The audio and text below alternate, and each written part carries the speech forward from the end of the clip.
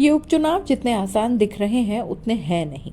यहाँ सबसे पहले बगावत की चिंगारी भाजपा में उठी, जबरदस्त माहौल बना और सहानुभूति कार्ड का भयंकर विरोध हुआ, लेकिन किसी तरह जयपुर में बुलाकर मामला ठंडा कर दिया गया।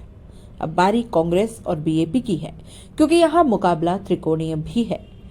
सलूम्बर की राजनीति कुछ और ही इशारे कर रही है और इसी तरह के कुछ हालात देवली, उनियारा और 84 में भी बन पड़े हैं, जहां किसी को बागी का तो किसी को भीतरघात का खतरा सता रहा है। तभी तो आदिवासियों के इलाके में हो रहे ये चुनाव बड़े ही दिलचस्प बन पड़े हैं। उपचुनाव में बीजेपी ने जहां इमोशनल कार्ड खेलते हुए दिवंगत विधायक अमृतलाल मीणा की पत्नी शांता देवी को मैदान में उतार दिया, तो वहीं कांग्रेस ने रेशमा मीणा का नाम फाइनल कर दिया।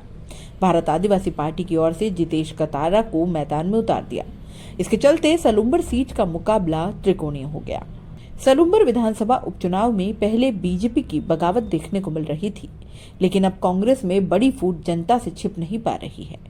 कांग्रेस के कद्दावर और आदिवासी नेता रघुवीर सिंह मीणा टिकट वितरण के बाद से पार्टी के फैसले से बेहद नाराज है और वह कांग्रेस के अधिकृत प्रत्याशी के नामांकन में भी नहीं पहुंचे।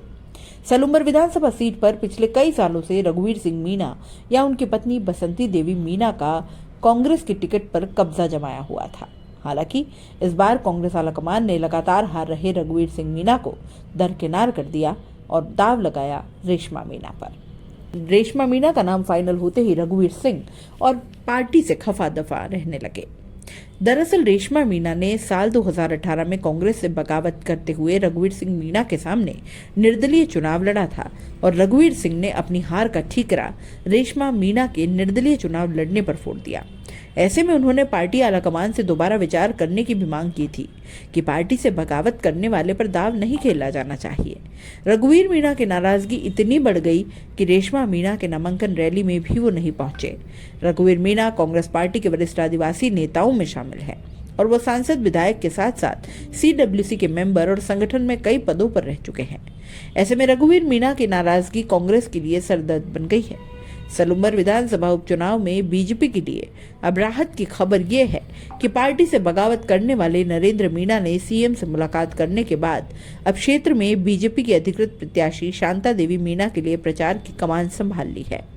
नरेंद्र मीणा भी टिकट के प्रबल दावेदार माने जा रहे थे, लेकिन दिवंगत विधायक अमृतलाल मीणा की पत्नी शांता देवी मीणा को टिकट देकर बीजेपी ने सहानुभूति कार्ड खेला है। दूसरी ओर भारत आदिवासी पार्टी के जितेश कटारा भी आदिवासी युवाओं को अपने साथ मिलाकर पूरे दमखम के साथ चुनावी मैदान में डटे हुए हैं और जीत का दावा कर रहे हैं। जातिगत समीकरण की बात करें तो यहाँ ST वर्ग निर्णायक भूमिका में रहता है, लेकिन इस बार OBC वर्ग की भी निर्णायक भूमिका रहेगी। हालांकि जनरल का बड़ा वोट बैंक भी यह रुख बदल सकता है। इस सीट पर ST के 2918 वोटर्स हैं। इस सीट का नया जिला मिलने से समीकरण भी बदले हैं। वहीं कुछ स्थानीय मुद्दे भी इस पर असर डाल सकते हैं। माही डैम से पानी लाना, नेशनल हाईवे का न होना, जयसमंद झील का संरक्षण, सड़कों की कनेक्टिविटी, अस्पतालों की साफ सफाई, धर्म परिवर्तन भी यहाँ एक बेहद गंभीर मुद्दा है। फिलहाल कांग्रेस की नाराजगी तो खुलकर दिख रही है, लेकिन क्या बीजेपी में भी साइलेंट नाराजगी बरकरार है, क्योंकि कोई हलचल नहीं हो रही और ये भी एक चर्चा का विषय है और इसका फायदा कहीं भारत आदिवासी पार्टी उड़ा न ले जाए। वैसे आपके समीकरण क्या कहते हैं, कमेंट बॉक्स में जरूर बताइएगा और जाते जाते चैनल को लाइक, शेयर और सब्सक्राइब जरूर कर दीजिएगा।